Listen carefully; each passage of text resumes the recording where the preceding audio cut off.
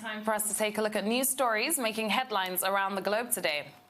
We begin here in Nigeria, where the government officials have confirmed 5 new cases of the coronavirus, which now makes the total in Nigeria 323. Now, 85 patients have so far been discharged, which is great news, but unfortunately, we have also recorded 10 deaths. It will be recalled that President Muhammadu Buhari did announce a total lockdown in Abuja, Lagos, and Ogun states in response to the COVID-19 pandemic. The point was to keep people safe. Ironically, the lockdown has left many in danger, with an upturn in violent crime both in Ogun and Lagos states. Arise correspondent Adefemi Akinsanya was on the ground in Abulegba, close to the Lagos-Ogun state border, which was hit by the unrest, and sent this report. From war. Babatunde Taiwo, in collaboration with local police, arranged a group of residents to patrol the streets of their community when they realized they were under attack. He confronted a man who he believed to be a criminal. The confrontation ended with him being stabbed in the face. But he says it's a price he was proud to pay to defend his family. Because our families are here.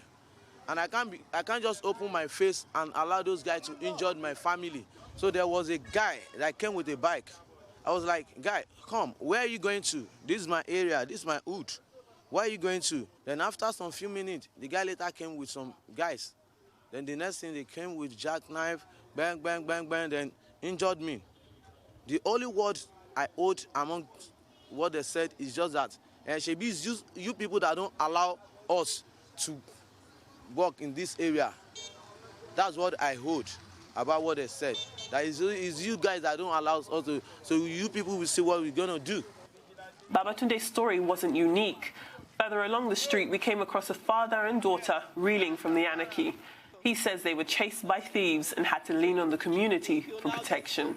Men of motorcycle, they are more than 35. To here, that is why we are here, to burn tire. We are vigilante. But people call us Amotekun. Another week into the total lockdown in Lagos, Ogun, and the Federal Capital Territory, and rather than feeling protected from the spread of the COVID-19 pandemic, the people here say they feel more vulnerable to violence. It was like war-like stuff.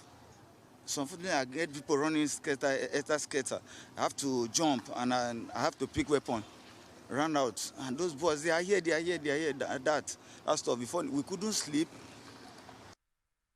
Kept vigil this morning around T4. I just slept for 45 minutes. We are outside, we cannot sleep. All those women, ladies, we are outside doing vigilante, we cannot sleep. We can't rest because we know all those people, all those boys, because they are our. They do not have work, they are just jobless. Please help us to beg all those presidents and government. They should find solution for us in this corona year. We are suffering a lot. No light, no anything. This light is not working again. We are in darkness. We cannot work properly. Some in the community blame the unrest on the lockdown, saying it highlights the lack of security on the streets. On behalf of this coronavirus, they've asked us to stay at home, but there's no good security supply in this area. All those bad boys has been terrorizing us since last week. They even dropped a notice that they are coming in the afternoon. So we have always been at alert. Even right now, as we're speaking, the information has reached us that they are at pipeline right now operating. If you were to close your eyes, you'd almost think you're in the middle of a community at peace. But after a night of thefts, robberies and rapes, the people of Abulegba say they're ready for war. They're expecting more clashes at sunset, and they say with or without police assistance, they will defend their land, their properties and their lives. This is their Lagos under lockdown. Adefemi Akinsanya, Arise News, Lagos. Well, very sad, very tragic, very embarrassing. The fact that, people who have been asked to stay home and maintain social distancing are no longer safe in their homes and in their neighborhoods is an indication, and it should be a wake-up call for the authorities, that perhaps some of the relief measures, palliatives that have been announced may not be getting to the people. The street urchins, otherwise referred to as Awawa boys, who terrorized parts of Ogun State and Lagos State, all the way from Songo to the whole of Ifo constituency to Agege, Pen Cinema, Ogba, Iyanopaja. These are also, in a sense, boys who have been pushed to desperation because they are at home. Many of them are people who work on a daily basis. All these parking attendants, all these boys who hawk wares on the streets, all of them have been locked down. And yet there is no relief for them. There is no palliative for them. So you now have this poor-on-poor violence that we witnessed throughout the weekend. And from the reports, they were targeting majorly shops and food stores, and they were looting food stores. In another part of the state, of Lagos State, they in fact attacked the warehouse where the Lagos authorities were keeping relief materials, and they were not apologetic about it. And this is what happens. You know, when the poor are locked down, the poor tend to, turn on the poor themselves. But the rich must be careful, because there were also reports during the weekend that in parts of Lekki, some boys were carrying placards and harassing people and extorting money from them and insisting that they've been asked to stay at home and they don't have enough to eat. Now, that's going to degenerate into attacks on persons, and all of us are at risk. And the rich should realize now that, look, it's not just in Agege or Iyanopaja or, College Road that we are having this problem. The problem is also at the doorstep of Lekki and Ikoyi and Victoria Island. And that's why I think that the coalition of private sector contributors to the war against COVID-19, they may also have to take a second look, at their strategy. It's not enough to just give money to the Central Bank of Nigeria and do photo ops and take credit from it. They have to see how social safety nets can be deepened. And incidentally, last week, when we discussed this subject, I was referring to the press release by the ANAP think tank. You will recall that, in one of the paragraphs there, towards the end of that press release, social safety nets was something that 18-man think tank focused on, and that government needs to worry about that, because if the people do not have anything to eat, if they do not get any relief, then of course they will become angry. And it's what we're seeing on the streets of Nigeria now, despite the fact that the Minister of Humanitarian Affairs says that, they've reached out to over 2 million Nigerians and that they have about 11 million poor and vulnerable people that they are targeting. And that's exactly where my problem lies, because we live in a country where over 100 million citizens are living in absolute poverty, living on less than $1 a day. So even if your target is 11 million citizens, that is still not anywhere close to near enough to stop the economic effects from coronavirus from killing people before the coronavirus itself. And we need to start applying unique measures to our own problems. If not, we are going to put our country in absolute danger. Thank you to our correspondent, Adefemi Akinsanya, for going out and getting that report to really show what is going on right now, because this is a serious issue and everybody is at risk across all demographics, the rich and the poor. On that note, let's go on a very quick break on the morning show, and when we're back, we'll be continuing with the headlines of today. Stay with us.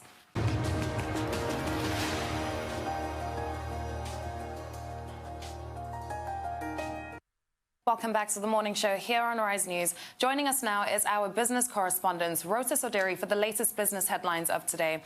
Hey, Rotas, we have some big news, don't we? Yes. Good morning, Dr. Abate. Yeah. So yesterday, OPEC Plus, Saudi Arabia, and the number of members who are non-members of OPEC, Russia included, finally came together and have agreed on a historic cut as far as output is concerned. It was supposed to be 10 million barrels per day, and Donald Trump, Vladimir Putin, Prince Mohammed bin Salman, they had all been on the phones all through last week in order to try and make sure that this deal came through. So it was supposed to be 10 million barrels per day, which is approximately 10% of global output. But unfortunately, Mexico kind of played a bit of a spoiler, and I don't really blame them. Initially, they were supposed to cut 400,000 barrels a day, but they said they weren't cutting more than 100,000 barrels. And Saudi Arabia was really adamant that Mexico adhere to the cuts, because they felt that if Mexico is allowed to not adhere to the cuts for other non-members, then other countries would follow suit. So that what's been understood is now the U.S. That's the Energy Minister of Mexico, Rocio Nale. She was the one that represented the Mexico at the meetings. I understand the U.S. Canada and Brazil are supposedly supposed to make up for the 300,000 barrel per day difference from Mexico, going from 400 to 100.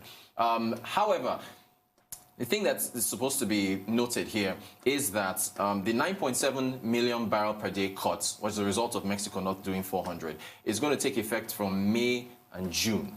And then from July to December, it will taper to 7.7 million barrels per day. And then from January 2021 through April of 2022, it will taper down to 5.8 million barrels per day. So the cuts are going to be reduced. Now, the oil prices, how did they react? Wasn't very positive on Thursday, and as far as the opening is concerned, I think crude is about $28, $29 right now. Traders felt that with regards to the total outputs, as far as what demand has fallen by, it was about 35%. So you're looking at a glut of 35 million barrels per day. That's the amount where supply has fallen. Rather where demand has fallen, excuse me. And the cuts, they didn't feel the cut was measured up to what we're seeing with the supply glut. So prices haven't really followed through, although we'll see how they follow through today. But it's still a historic cut.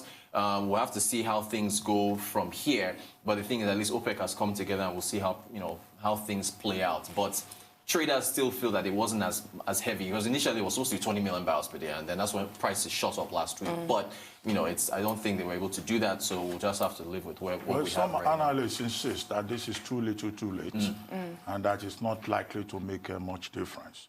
But the thing will be how to see the global financial markets and the crude futures, how they will respond. And, so we shouldn't be too enthusiastic or optimistic yet. But what is clear, of course, is that both Russia and Saudi Arabia have been able to bury their egos, because the price war between those two countries ended up being counterproductive on both sides. And it's good that reason prevailed at the end of the day. First, on Thursday, when there was a proposal to cut up to 15 million barrels per day, 10 million from OPEC Plus, and then from the non-OPEC members, an additional 5 million barrels per day. But the deal that was eventually cut yesterday, with President Trump throwing his weight behind Mexico and trying to calm nerves, I think President Trump should be commended, even if in this regard the United States has not made any commitment to do a production cuts. Initially, Russia didn't accept that. Russia was insisting that America cannot say market forces would determine cuts, even if the oil giants in the U.S. have had to be laying off staff and reducing production. Russia wanted a stronger commitment on the part of the United States. Now, the major challenge that remains, in my view, is still the burden of sharing.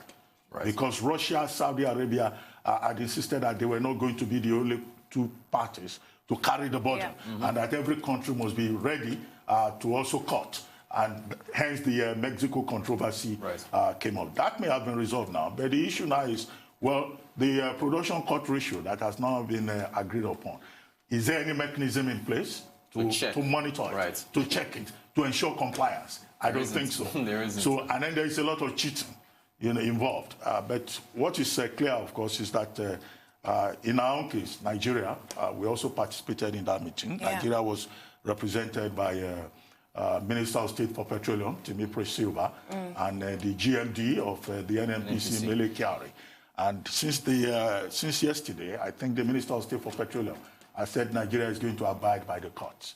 So from about 2.1 million barrels per day, Nigeria is now going to be doing about 1.4 million barrels per day. That, again, is loss of revenue for Nigerians. That means that the economic crisis that we face in the face of this pandemic and the crisis in the global oil sector, has more serious implications for us. And I hope that, the authorities will have a strategy in place to see how, we can provide buffers. Honestly. Well, Roses, thank you for this morning's updates. And we'll go on another quick break now. When we're back, we'll be joined by our sports analyst, Aaron Akerejala, for the latest headlines in sports of today. Stay with us.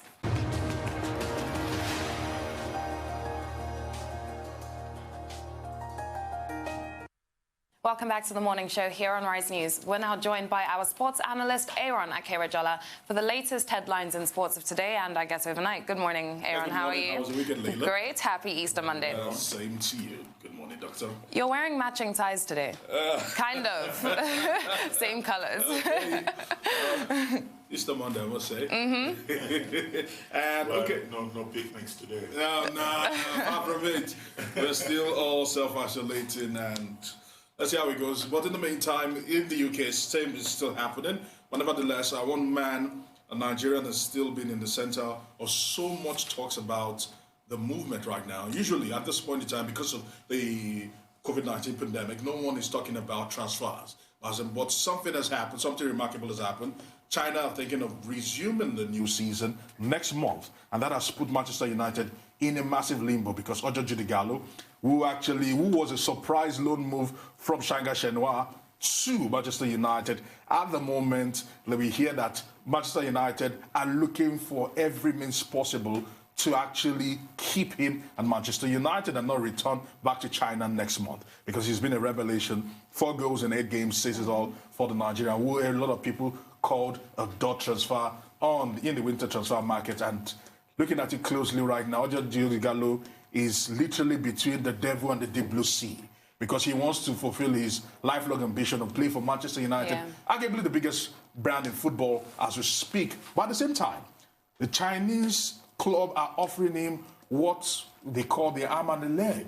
Because at the moment, they're offering him £400,000 a week. I thought it was 300,000. 400. That is 1.4 billion naira every week to play football. And wait, so what are Man U offering him? Because I thought Man U were offering him 400,000 a week. No, Manchester United at the moment, he's earning between 280 at the moment, which is split 2 ways. Shanghai Shenhua are paying half, Manchester United are paying half. But at the moment, Shanghai Shenhua have seen what a star he has become at Manchester United and want to actually probably tap into that and reap the benefits of it. And they're offering him 400,000. That's about 1.4 billion naira every week to play football. Well, that is astronomical. I know you always lay emphasis on money, yes, but how about fulfillment? How about environment? Manchester United has not made any offer yet to Ighalo. But in terms of his performance, 4 goals in 8 matches so far, he's been quite impressive. Yeah. And he himself, as you pointed out, is very excited about playing for the team that was his boyhood, the subject of his boyhood imagination. Yeah. But whether the question is he would make a choice on the basis of sentiments is another thing entirely. But Abdul Sule, a Nigerian striker, former Nigerian striker, had advised that Ighalo, 1, should not go back to China, and that 2, he should remain in Europe, and that if he remains in Europe, he should be looking at clubs like Chelsea, like Real Madrid, or even Barcelona, where he can get a chance to express himself more. He thinks that he's been able to shine just because Marcus Rashford has been down with injury. And at the end of the day, when you have Marcus Rashford, back in full action, and with Anthony Martial, that Ighalo will be at best a backup. Yeah, but he's happy. To Anthony Martial. But he's happy being a number 2. That's the thing. Or number 3. And that is where my point is. Now, the point is understanding the fact that he might never get a big opportunity again. He's over 30 already. He's made his money as well. Let's not forget. If you'd ask me, it's never too much. Because this is the biggest opportunity for him to probably make as much as he can, because I don't think it will get better than Manchester United. And if you would ask me, he's had his time in the sun, cash in, make quite a lot of money, and make an impact. What's your take on Abdul Sule's position, which I just summarized earlier? I think, like I said to you, I think going to Manchester United, going to other clubs, it will be difficult at the moment because, like you said, Europeans place a premium on age. And when they look at the age of a striker, they use it to determine what he can do or what he cannot do. Yeah. Samuel Eto'o Fields found himself in the same pickle a while ago, and he kept on moving he went to Chelsea, he went to Everton before actually leaving England. But ultimately, if you would ask me, I'll still insist, go back to China, collect a £400,000. In any case, Solskjaer is also looking at Harry Kane. Yeah. Yes, they are. And he has also said... If that happens... It's about £200 million, whereas for Ighalo is just £15 million. And So Kate has Now, already said Ighalo if he gets has the been here offer. before also. He did that at Watford, he got burnt, and he left for China. Thanks, I hope he does Aaron. it this time around. See you tomorrow. Thank you very much. We'll see you tomorrow.